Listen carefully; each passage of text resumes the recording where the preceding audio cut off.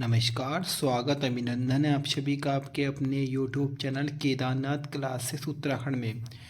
तो बच्चों देखिएगा, हमारे व्हाट्सअप और टेलीग्राम ग्रुपों पे बार बार जो नए छात्र हैं, नए स्टूडेंट्स हैं, उनके मैसेज आ रहे थे कि सर जो कनिष्ठ सहायक यानी कि क्लर्क की वैकेंसी है वो कब तक आने वाली है, कितने पद होंगे और उसमें क्या क्या योग्यताएं रहेंगी टाइपिंग में, एग्ज़ाम में। क्योंकि नए बच्चे होते हैं उनको पता नहीं होता है। तो मैं आज आपके सारे सवालों का जवाब लेकर आया हूँ। एक एक चीज़ मैं आपको क्लियर करूँगा कि कितने पद आने वाले हैं जो आरटीआई के माध्यम से मालूम हुए हैं और क्या क्या इसमें योग्यता रहती है, सारी आपको जानकारी दूंगा।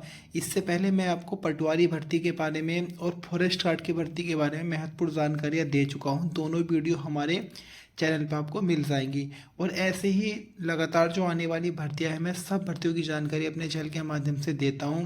अगर आप पहली बार हमारे चैनल पर जुड़े हैं तो हमारे चैनल को सब्सक्राइब जरूर कीजिएगा। चलिएगा आज की वीडियो की शुरुआत करते हैं। तो देखिएगा, ये आरटीआई के बाद पता लगा है किन किन विभागों में कनिष्ठ सहायक के पद हैं। मैं एक एक आपको दिखाऊंगा। देखिएगा, अगर हम बात करें उत्तराखंड में संस्कृत शिक्षा जो विभाग है वहाँ पे कनिष्ठ सहायक के 6 पद हैं। उसी के साथ साथ अगर हम बात करें उत्तराखंड आवास एवं नगर विकास प्राधिकरण देहरादून में कनिष्ठ सहायक के 5 पद हैं। इसी प्रकार से रुड़की विकास प्राधिकरण में 2 पद हैं। टिहरी गढ़वाल में 1 पद है और पौड़ी गढ़वाल जिला स्तरीय विकास प्राधिकरण में 1 पद है। उसी के साथ साथ आपका जिला स्तरीय विकास प्राधिकरण उत्तरकाशी में 1 पद है। ये कुछ एक एक दो पद हैं। और उसके बाद अगर हम बात करें जैसे जिला स्तरीय विकास प्राधिकरण नैनीताल में 5 पद हैं।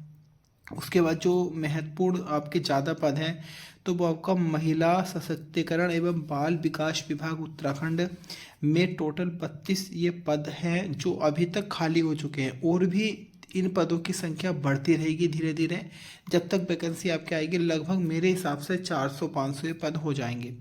उसके बाद जिलाधिकारी यानी कि डीएम ऑफिस पौड़ी गढ़वाल में आपके 20 पद हैं।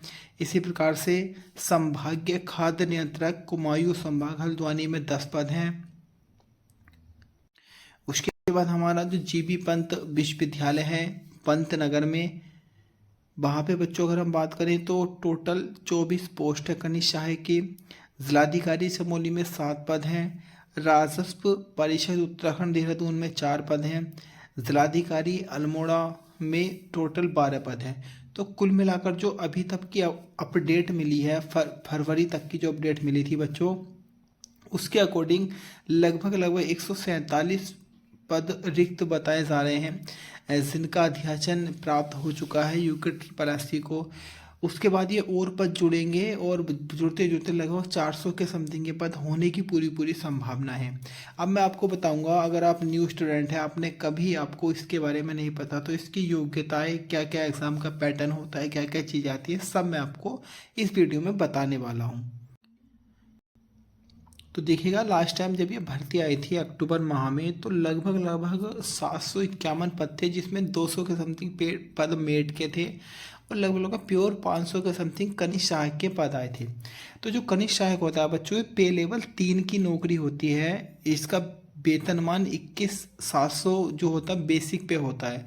फिर अन्य भत्ते लगते हैं तरह तरह के, तो लगभग 40,000 के समथिंग ये सैलरी बैठ जाती है क्योंकि पे लेवल की वैकेंसी है। आयु सीमा की अगर हम बात करें तो न्यूनतम आयु इसमें 18 वर्ष और अधिकतम आयु 42 वर्ष होती है। मतलब अगर आपकी कम से कम आयु 18 और अधिकतम आयु 42 वर्ष होनी चाहिए। उसके बाद जो एससी और एसटी वर्ग के कैंडिडेट होते हैं उनको उम्र में 5 साल की छूट और जो ओबीसी कैंडिडेट होते हैं उनको 3 साल की अतिरिक्त छूट दी जाती है। तो एससी कैंडिडेट 47 साल तक इसको अप्लाई कर सकता है अधिकतम, और जो ओबीसी वाला होता है वो 45 वर्ष तक इस फॉर्म को भर सकता है। अगर हम अनिवार्य शैक्षिक अर्हता की बात करते हैं तो अनिवार्य शैक्षिक अर्हता में आपका 12th होना आवश्यक है। 12th पास होने चाहिए आप किसी भी स्ट्रीम से हो, साइंस से हो, आर्ट्स से हो या कॉमर्स से हो, आपके कितने भी परसेंटेज हो ये मायने नहीं रखता। सिर्फ आपने 12th पास किया हो, किसी भी बोर्ड से आपका पास होना चाहिए, यूपी से हो, उत्तराखंड से हो, चलेगा। आपका स्थायी होना चाहिए। देखिएगा, अब एक चीज़ बार बार बच्चों के मन में आती है, जो कुछ बाहर के बच्चे होते हैं जिन्होंने यहाँ से पढ़ाई की उत्तराखंड से, तो उत्तराखंड में फॉर्म भरने के में 3 में से आपके पास एक योग्यता होनी आवश्यक चाहिए, आपका 12th और 12th। अगर उत्तराखंड बोर्ड से है, आप यूके से आपने 10वीं और 12वीं की है, तो आप किसी भी राज्य के हैं आपका फॉर्म भरा जाएगा। या आप उत्तराखंड के मतलब उत्तराखंड के आप स्थायी निवासी हैं और आपने पढ़ाई कहीं से भी की हो, यूपी हरियाणा कहीं से भी आपने किया, आपका फॉर्म भरा जाएगा।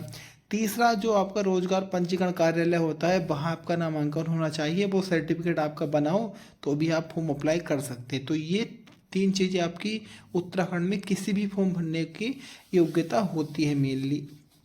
तो देखिएगा, आपने अगर 12वीं कर रखी है तो आप इस फॉर्म को अप्लाई कर सकते हैं। उसके बाद आपका जब फॉर्म अप्लाई हो जाएगा तो इसके बाद क्या होता है बच्चों, इसका होता है आपका एग्ज़ाम। सबसे पहले इसमें रिटर्न एग्ज़ाम होगा, जो टोटल 100 नंबर का आपका पेपर आता है। 100 नंबर में अगर हम बात करें तो 40 नंबर का आपका उत्तराखंड, 30 नंबर का जीएस, 20 नंबर में हिंदी और 10 नंबर में रीजनिंग आती है। ये पूरा आपका एग्ज़ाम होता है और इसमें अगर आपका पहली कट ऑफ में नाम आ जाता है, पहली लिस्ट में, कुल वैकेंसी के लगभग 4 गुना बच्चों को लिया जाता है। तो आपकी होती है टाइपिंग स्किल टेस्ट। टाइपिंग की अगर हम बात करें तो देखिएगा, जो पिछली बार वैकेंसी आई थी उसमें कुछ पोस्टों के लिए जो टाइपिंग की स्पीड मांगी गई है वो लगभग 25 वर्ड प्रति मिनट मांगी गई है, और कुछ पोस्टों के लिए 4000 की डिप्रेशन है, तो उसकी लगभग 12 से 13 स्पीड निकल कर आती है। तो इस बार वैकेंसी आएगी तो हो सकता है इसमें 25 की स्पीड भी मांग रहे, तो आप अपनी टाइपिंग स्पीड अच्छे से बना के रखिएगा। तो जो पिछली बार पता है कुछ पदों में 25 की स्पीड मांगी है और कुछ में 12 और 13 की स्पीड मांगी है। तो जब आप पहला रिटर्न क्वालिफाई कर लेंगे उसके बाद आपकी टाइपिंग होगी, और उसमें भी अगर आप पास हो जाते हैं तो आपकी फाइनल कट ऑफ जारी की जाती है और आप सेलेक्ट हो जाते हैं। उसके बाद अगर हम बात करें कुछ, अगर हम, और इसमें वैसे तो कुछ मेन चीज़ है नहीं, और मैं थोड़ा आपको बता देता हूँ। देखिएगा, ये मैंने आपको बताया 100 नंबर का पेपर होगा, बहुविकल्पीय पेपर होता, मतलब ऑप्शनल एग्ज़ाम होता है एमसीक्यू टाइप में। उसके बाद न्यूनतम जर्नल और ओबीसी को 45% अंक लाना आवश्यक है, और ओबीसी और जर्नल को 45% और ईडब्ल्यूएस को, और एससी और एसटी को न्यूनतम 35% अंक लाना आवश्यक होता है। ये जो बच्चों फॉर्म आता है आपका, ये आता है यूके SSSC के माध्यम से वैकेंसी आती है। यूके SSSC उत्तराखंड अधीनस्थ सेवा चयन वर्ग के माध्यम से आप जाके इस फॉर्म को भर सकते हैं। उसके बाद अगर हम बात करें तो इसमें जो आपकी आयु की गणना होती है, या इस बार अगर मान लो ये वैकेंसी आई तो आयु की गणना 1 जुलाई 2025 से इसमें रहने वाली है। उसके बाद अगर हम बात करें तो और इसमें कुछ ऐसी स्पेशल कुछ नहीं मांगते, SSSC वगैरह कुछ इसमें नहीं मांगते हैं। कुछ स्पेशल 1 या 2 ऐसी पोस्ट आती है इसमें मांग भी लेते हैं, लेकिन नॉर्मली ज़्यादा इसमें इतनी बड़ी कोई चीज़ नहीं है, ओनली 12th पास होना आवश्यक है। और बाकी अगर हम बात करें, इसमें जो आवेदन शुल्क आपका रहता है वो अनारक्षित यानी कि जनरल कैटेगरी के लिए 300 रुपये, बाकी SC ST और EWS के लिए 150 रुपये, 50 रुपये, दिव्यांगजन के लिए 150 रुपये, और कोई अगर अनाथ है तो उसके लिए कोई शुल्क नहीं रहता है, वो उसका फॉर्म फ्री भरा जाता है। तो ये आज की वीडियो कनिष्ठ सहायक यानी कि डाटा एंट्री ऑपरेटर से संबंधित थी। इसी तरह की मैं जानकारियाँ देता रहता हूँ, क्योंकि बहुत नए बच्चे हैं हमारे प्रदेश में जिन्होंने अभी 12वीं पास की है, उनको जानकारी नहीं होती है। ये कुछ देखिएगा, इसका कुछ सिलेबस है जो हम अपने टेलीग्राम और व्हाट्सएप ग्रुप पे अपलोड कर देंगे, वहाँ आप जुड़िएगा, दोनों का लिंक आपको डिस्क्रिप्शन में मिल जाएगा। ये हिंदी का सिलेबस है, इसी प्रकार से ये रीजनिंग का सिलेबस है जो हमारा जनरल सिलेबस होता है।